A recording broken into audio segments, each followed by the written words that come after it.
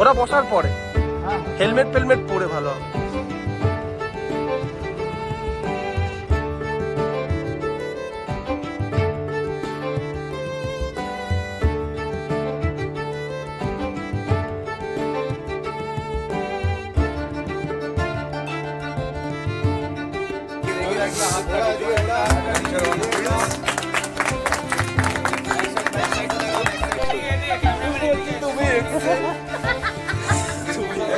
কিন্তু আসলে তোমার এক্সেস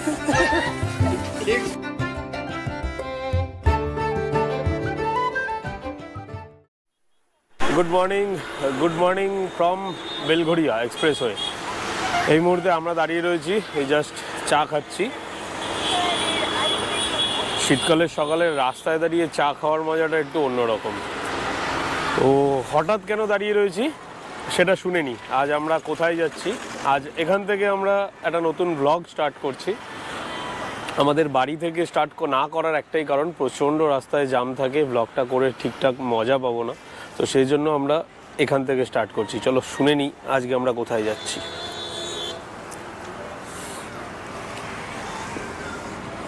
আজকে আমরা কোথায় যাচ্ছি বলে দাও জোরে। পুরুলিয়া। ভালো করে বলো, বলো পুরুলিয়া। পুরুলিয়া। আজ আমরা যাচ্ছি পুরুলিয়া। শীতকালে যদি এই ছোট্ট ট্রিপটা 284 কিলোমিটারের ট্রিপ কলকাতা থেকে পুরুলিয়া আমরা যদি না করি, এটা ভালো লাগে না, ব্যাপারটা বেশ জমে না। আর তবে এই ট্রিপে আজকে আমি একা না, আমার সাথে রয়েছে আরও অনেকগুলো বাইকার। আমাদের যে গ্রুপ রয়েছে সেই গ্রুপ থেকে আমরা এই প্রোগ্রামটা অর্গানাইজ করেছি। অলরেডি সবাই বেরিয়ে পড়েছে, তারা অলরেডি বিষ্ণুপুরে ওয়েট করছে আমাদের জন্য। কারণ যেহেতু পাপার পরীক্ষা ছিল আজকে, পরীক্ষা দিয়ে বাড়ি ফিরলো, দেন আমরা বেরোলাম, তাই আমাদের এতটা লেট হলো। সবাইকে এই জন্য বলেছিলাম যে সবাই চলে যাও, আমরা বিষ্ণুপুরে গিয়ে লাঞ্চ টাইমে মিট করে নেব। তো এখন সময় হয়েছে 11টা, আমরা জাস্ট চাটা খাবো, খেয়ে দিয়ে একটু মোটো ব্লগিং সেট আপটা রেডি করবো, দেন আমরা বেরিয়ে পড়বো। চল, রুদ্র দাঁড়িয়ে রয়েছে, রুদ্রকে পুরো রেডি করে নিয়েছি। যেহেতু পাপা রয়েছে তাই লাগেজটা অনেকটা বড় হলো, তাও ঠিক আছে। এখানে একটা এক্সট্রা লাগেজ রয়েছে, যে লাগেজটা আমরা অলমোস্ট নিয়ে যাচ্ছি, বাট আর রিটার্ন আনবো না। তো চলো বেরিয়ে পড়ি, দেখা হচ্ছে মোটো ব্লগিং সেট আপে। চা খেয়ে বেরিয়ে পড়লাম পুরুলিয়ার উদ্দেশ্যে। টাইম হয়ে গেছে এখন প্রায় 11:30। আমরা অনেকটা টাইম এখানে স্পেন্ড করলাম, যেহেতু ব্লগিংটা এখান থেকে স্টার্ট করলাম, যার জন্য ক্যামেরাটা হেলমেটে সেট করতে এবং বাকি যা যা কর্ডগুলো লাগাতে হয় সেগুলো সব সেট করতে টাইম লেগে গেল। তারপরে একটু এয়ার প্রেশার ঠিক করলাম, এগুলো সব দেখে নিয়ে তারপরে বেরোলাম। তো অলরেডি ফোন চলে এসছে, ওরা কতুলপুর ক্রস করে এগিয়ে গেছে। তো আমরাও চলো এগিয়ে যাই, কারণ আমি এই ট্রিপটা নিয়ে অনেক দিন থেকে এক্সাইটেড ছিলাম। আর সব থেকে বড় কথা, আমার থেকেও বেশি এক্সাইটেড ছিল আমার পাপা, যে প্রতিদিন ঘুম থেকে উঠে জিজ্ঞেস করতো, বাবা আজকে ডিসেম্বর কবে যাব আমরা। কারণ অনেকগুলো কারণের জন্য আমরা অনেক দিন ধরে আউটডোর ট্রিপে বেরোতে পারছিলাম না। অনেকটা কারণ হয়তো তোমরা জানো, যারা ফেসবুকে আমাকে ফলো করো তারা অনেকটা কারণ জানো, আর বাকি কারণগুলো কিছু কিছু ভিডিওর মাধ্যমে তোমরা পেয়ে যাবে দেখতে। আমার বাড়ি অর্থাৎ কলকাতা থেকে বিষ্ণুপুরের দূরত্ব হচ্ছে 128 কিলোমিটার। ওদের সাথে আমি মিট করব বিষ্ণুপুরে। তো চলো, চলে এসেছি দক্ষিণেশ্বর। এই যে আইল্যান্ডটা দেখছো, সকালবেলাতে আমাদের এই আইল্যান্ড থেকেই রাইডটা স্টার্ট হয়েছিল, আমরাও এখান থেকেই যাব।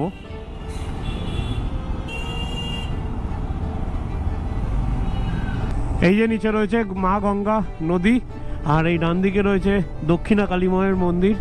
মা একটু দেখো সবাইকে। হরি ওম নমঃ শিবায়। আজকে খুব ভালো, যেরকম রোদ্দুর সেরকম গাড়ি চালাতে চালাতে একটা ঠান্ডা হাওয়া উপভোগ করতে পারছি।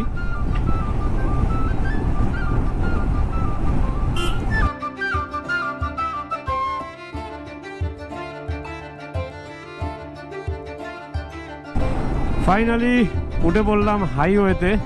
এই রাস্তাটা দুটো ভাগে ভাগ হয়ে গেছে, বাদিক থেকে চলে গেলে খড়গপুর চলে যাওয়া যাবে কোলাঘাট হয়ে, আর ডান দিকের রাস্তাটা সোজা চলে গেছে দিল্লি। আমরা যখন হিমাচল প্রদেশ মানে লাদাখে গেছিলাম তখন আমরা এই রাস্তা দিয়েই গেছিলাম। আজও এই রাস্তা দিয়ে যাব। এখান থেকে 4 কিলোমিটার যাওয়ার পরে আমরা রাস্তা চেঞ্জ করে ডানকুনি হয়ে আরামবাগের রাস্তা ধরবো। ফাইনালি বিষ্ণুপুর যাওয়ার জন্য রাস্তা চেঞ্জ করে নিয়েছি। জাস্ট ডানকুনি মোড়টা ক্রস করে এলেই বাঁ হাতে একটা রাস্তা ঢোকে, সেই রাস্তাটা ধরলাম। এই রাস্তাটা সোজা 118 কিলোমিটার রাস্তা, যেটা বিষ্ণুপুর পৌঁছাবে। অলরেডি ফোন চলে এসছে গ্রুপ থেকে, ওরা জাস্ট জয়পুর ফরেস্টে ঢুকেছে। জয়পুর ফরেস্টে ওরা একটু ব্রেক নিয়ে তারপর বিষ্ণুপুর ঢুকবে। আমাদের যেতে প্রায় গুগল বাবাজি বলছে 3 ঘন্টা। এবার জানি না কি হচ্ছে কি হবে, কারণ রাস্তার যা অবস্থা। আর এই একটা কারণের জন্যই আমি চেয়েছিলাম এই ট্রিপটাতে যদি কোলাঘাট খড়গপুর হয়ে যাওয়া যায় সব থেকে বেস্ট হবে। নর্মালি এখন লোকেরা সেটাই যায় সবাই। এই কিছুদিন আগে আমি বৈদিকদাকেও ফলো করছিলাম, বৈদিকদারাও যে ট্রিপটা করছিল অ্যাডভেঞ্চারাস বাঙালি থেকে, তখন ওরা খড়গপুর হয়েই গেছে, যেটা ঝাড়গ্রাম জঙ্গল বলে। তো ঠিক আছে, আমরা জয়পুর ফরেস্টটাকে উপভোগ করব, তার জন্য আমরা এই বছর এখান থেকে ট্রিপটা করেছি। আমি গত বছর বলবো না, গতবার ফেব্রুয়ারিতে আমি গেছিলাম, তখন আমরা কিন্তু দুর্গাপুর হয়ে গেছিলাম, সেই রাস্তাটা ছিল আলাদা। নর্মালি পুরুলিয়া যাওয়ার জন্য অনেকগুলো রাস্তা আছে, এটাও তার মধ্যে একটা রাস্তা। এই রাস্তাটা ডিরেক্ট চাপাডাঙ্গা হয়ে আরামবাগ হয়ে সোজা চলে যাচ্ছে কতুলপুর, জয়পুর ফরেস্ট হয়ে বিষ্ণুপুর, তারপরে সোজা রাস্তাটা চলে যাচ্ছে পুরুলিয়া। আর একটা রাস্তা আছে যেটা বর্ধমান হয়ে যাওয়া যায়, ঝাড়খণ্ড বর্ডারের সাইড দিয়ে রাস্তাটা ঢুকছে পুরুলিয়াতে। আরও একটা রাস্তা আছে যেটা কোলাঘাট খড়গপুর হয়ে যাচ্ছে ঝাড়গ্রামের ওপর দিয়ে বেলপাহাড়ি হয়ে। তো প্রত্যেকটা রাস্তারই এক্সপিরিয়েন্স আমার মোটামুটি করা রয়েছে। তো সব থেকে বেশি টাইম লাগে এই রাস্তাটায়, বাট একটা ভালো ভিউ, যার জন্য তোমাদেরকেও কিছুক্ষণ ওয়েট করাবো। আর একটু পরে তোমরা দেখতে পাবে যখন আমরা জয়পুর ফরেস্টে ঢুকবো, জয়পুর ফরেস্টের যে ভিউটা, সেই ভিউটা তোমরা একমাত্র এখানে বাইক চালিয়েই এক্সপিরিয়েন্সটা নিতে পারবে। আর একটা জঙ্গল রয়েছে, যেই জঙ্গলটা পরে কোলাঘাট দিয়ে তুমি যদি খড়গপুর হয়ে যাও, ঝাড়গ্রাম জঙ্গল। তোমাদেরকে আমাদের এই গ্রুপের সম্পর্কে একটু ইনফরমেশন দিই। আমাদের গ্রুপের নাম হচ্ছে অ্যাডভেঞ্চার অন হুইলস। আমরা এই গ্রুপটা বানিয়েছি আমাদের সমস্ত অফিস কলিগ, আমাদের সমস্ত বন্ধুবান্ধব সবাইকে নিয়ে আমরা এই গ্রুপটা ক্রিয়েট করেছি। এই গ্রুপটা থেকে শুধু বাইক রাইডই হয়, এতদিন ধরে হতো, বাট 2025 থেকে আমরা প্ল্যান করেছি এই গ্রুপটাতে বিভিন্ন রকম অফরোডিং এক্সপিডিশনও করব। আর শুধু আমাদের গ্রুপে বাইক নিয়েই জয়েন করা যায় এরকম কোনো রুলস নেই। আমাদের গ্রুপে তোমরা গাড়ি নিয়েও জয়েন করতে পারো। বিভিন্ন লং ট্রিপ আমরা করি, সেই ট্রিপগুলোতে আমরা গাড়িও রাখি, গাড়িও থাকে আমাদের সাথে। এবং তোমরা যদি চাও তোমরা নিজেদের ফোর হুইলার নিয়েও জয়েন করতে পারো। ডান দিকে শুরু হয়ে গেছে সেই সুন্দর ধানক্ষেত, আর রাস্তা পুরো আমার মনের মতো তৈরি হয়ে রয়েছে। মোটামুটি 80 to 90 স্পিডে ক্রুজিং করব। সত্যি ধারণার বাইরে, এত সুন্দর পরিবেশ। যদি এটা কলকাতায় হতো তাহলে রোজ বাইক চালাতাম আর ভিডিও বানাতাম। এই মুহূর্তে জাস্ট চাপাডাঙ্গা ক্রস করছি, এটা হচ্ছে চাপাডাঙ্গা মোড়, এটা চাপাডাঙ্গা বাস স্ট্যান্ড, বাদিকে পিছনে ফেলে এলাম। এটা হচ্ছে দামোদর নদী। আমরা সোজা রাস্তাটা ধরলাম, এই রাস্তাটা সোজা আরামবাগ চলে গেছে। এখান থেকে মায়াপুরের ডিস্টেন্স বেশি না, প্রায় 11 কিলোমিটার। এই যে দেখো লেখা রয়েছে আরামবাগ 20 কিলোমিটার। আরামবাগ ক্রস করে দেন কতুলপুর, তারপরে হচ্ছে জয়পুর, তারপরে বিষ্ণুপুর। এখন একটু বাইক চালিয়ে মজা হবে, কারণ রাস্তাটা আলাদা হয়েছে, আগের থেকে রাস্তা অনেক আপগ্রেড হয়ে গেছে। চলো যাওয়া যাক তাহলে।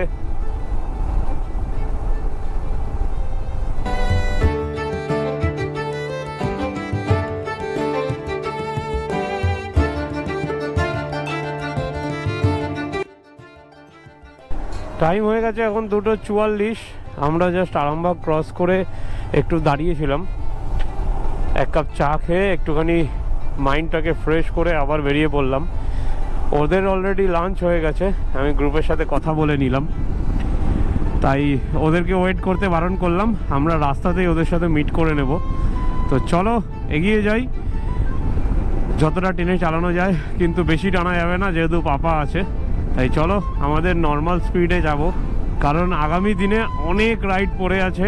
সবে তো শীতকালের প্রথম রাইড শুরু করেছি, তাই নো তাড়াহুড়ো, নো হুড়োহুড়ি, আমরা আমাদের মতো স্পিড ধরেই যাব।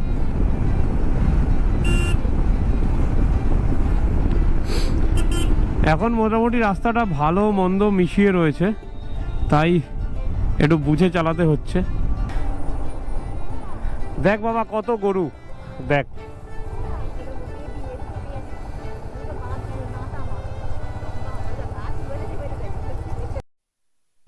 এই দোকানে বিকাল 4টের সময় আমরা এসে পৌঁছালাম। এখানে লাঞ্চ করলাম, সময় কম তার জন্য আর লাঞ্চের ভিডিও করলাম না। কি কি খেলে বলে দাও। ভাত, সবজি, মাছ, আর আমি তরকা রুটি খেলাম। এই দাদাদের সাথে গল্প করছিলাম, দাদারা আমার ইউটিউব চ্যানেলটা সাবস্ক্রাইব করলো। তো আমরা এবার বেরোবো। বেরিয়ে কোথায় যাচ্ছি বাবা আমরা? এখন সোজা ডানকুনি। ডানকুনি না, পুরুলিয়া। ডানকুনি থেকে তো এলাম। ডানকুনি এলা? হ্যাঁ, আমরা এদিকে যাব, পুরুলিয়া। কোথায় যাব চলো। আগে সঙ্গে আমরা রেডি হয়ে তারপর এখান দিয়ে বেরোবো। হ্যাঁ ব্রেকফাস্ট করলাম, হ্যাঁ, ব্রেকফাস্ট না, লাঞ্চ করলাম। লাঞ্চ করে তারপর এখান দিয়ে বেরোবো সোজা পুরুলিয়া। আচ্ছা, আঙ্কেলদের টাটা করে দাও। দেখা হবে আবার। দেখো সূর্যের কালারটা পুরো রসগোল্লার মতো লাগছে।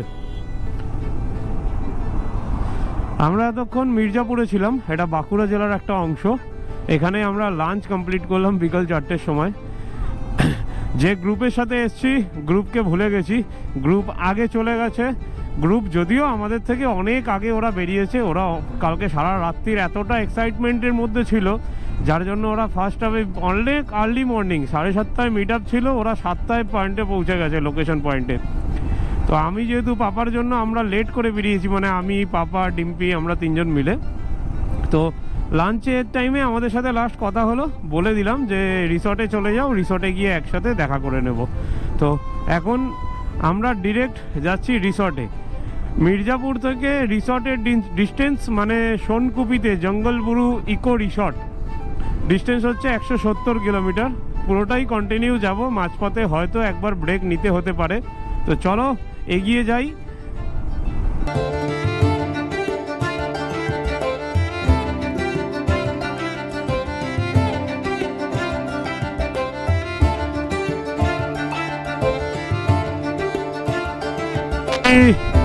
জয়পুর ফরেস্টের মধ্যে রয়েছি, ভাবনার বাইরে।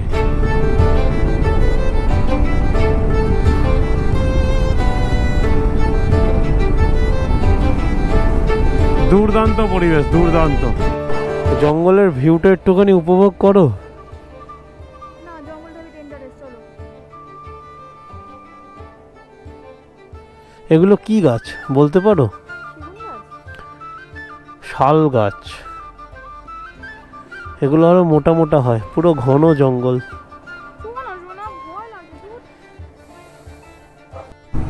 এই ঘন জঙ্গল দিয়ে কবে লাস্ট বাইক চালিয়েছিলাম আমার নিজেরও মনে নেই।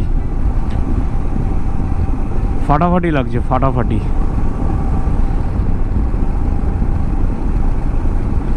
হরিণের ছবি দেওয়া।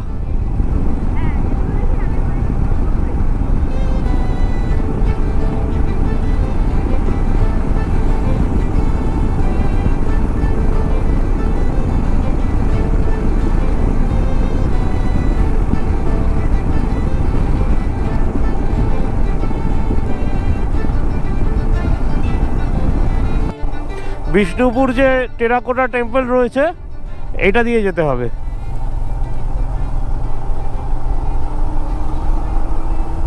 আর এই রাস্তাটা সোজা চলে যাচ্ছে মানবাজার হয়ে সোনকুপি, মানে আমাদের জঙ্গলবুরু রিসর্ট।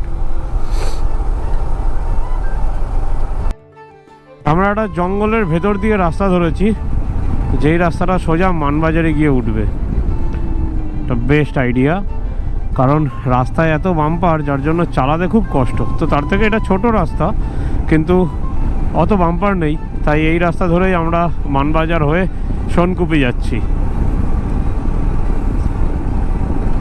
খালি রাতের ভিউটা দেখো কি অসম লাগছে। এই একটা হলুদ আলো, তার সাথে পুরো ফাঁকা রাস্তা, মাঝে মধ্যে দু একটা গাড়ি আসছে, ব্যাস, তারপরে রাস্তাটা পুরো ফাঁকা।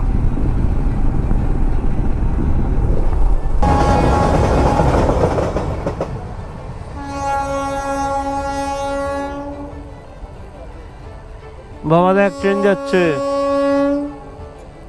ঠান্ডার মধ্যে এসে পৌঁছেছি জঙ্গল বুড়ো। এই হচ্ছে রাতের অ্যাম্বিয়েন্ট, যার জন্য আমরা এই রিসর্টটাকে বুক করেছিলাম। এর পিছনে ছিল টং ক্যাম্প, গতবারে এসে আমরা ছিলাম।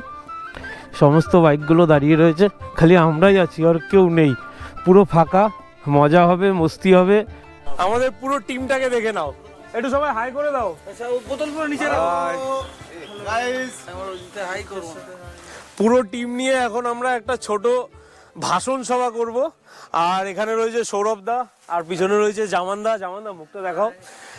জামানদা, সৌরভ দা, এরা হচ্ছে আমাদের টিমের সব থেকে পুরনো রাইডার এবং সিনিয়র রাইডার। তো আমাদের যে প্রথম যে গ্রুপ টি শার্টটা তৈরি হয়েছে সেটা আজকে আনভিল করা হচ্ছে। চলো একবার দেখে নিই। দারুণ হয়েছে।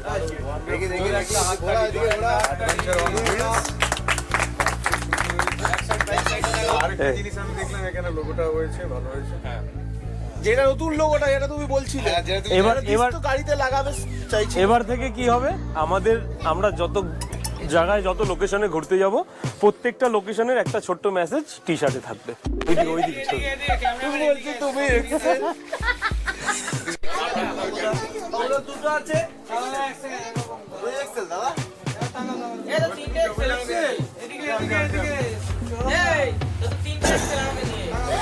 কেমন হচ্ছে একটু বলো সবাই। কি খাচ্ছিস ভাই? চিকেন। আচ্ছা, পরিশ ভাই লাল চোখটা দেখিয়ে দে। প্লেটে কি দিয়েছে? অনেক কিছু দিয়েছে। অনেক কিছু। কি? মাংস হাসিটা দেখা, হাসিটা ঠিক আছে তো ভাই।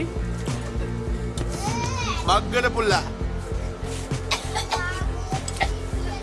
Awesome. আপনি জল দে।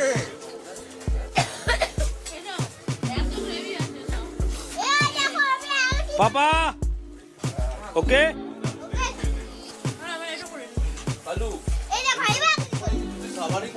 ভাত দিতে বলি?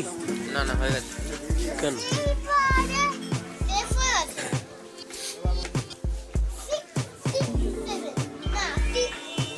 ভাই সব ঠিক আছে তো? একদম পারফেক্ট। না ভাই একটু ভাতটাও দেখে নিও ভাই, ওই ভাত লাগলে একটু দেখে নিও। এটা আমার ডিনার, খাবো একটু পরে।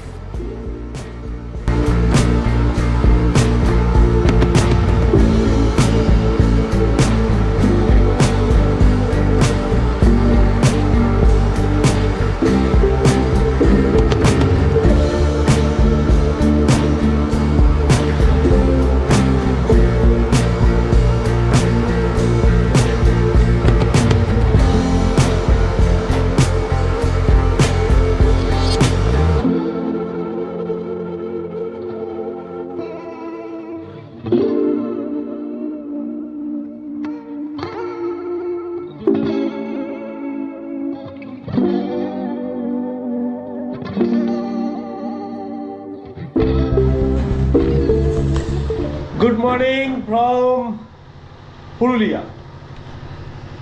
Dimpy, good morning. কি খাচ্ছ সকাল সকাল? কোথায় দেখিয়ে দাও। তোমার ঠান্ডা লেগেছে? সব ঠিক আছে তো? শরীর ভালো?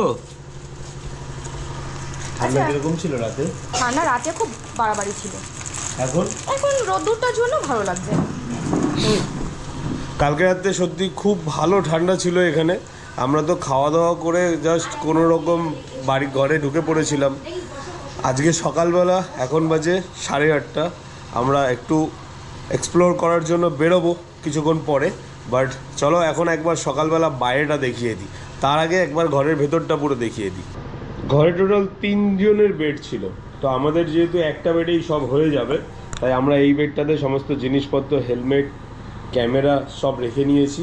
আর এদিকে টয়লেট রয়েছে, আর এখানে একটা ছোট ড্রেসিং টেবিল রয়েছে। এখান থেকে জানলা থেকে পুরো বাইরেটা এত সুন্দর দেখতে লাগে।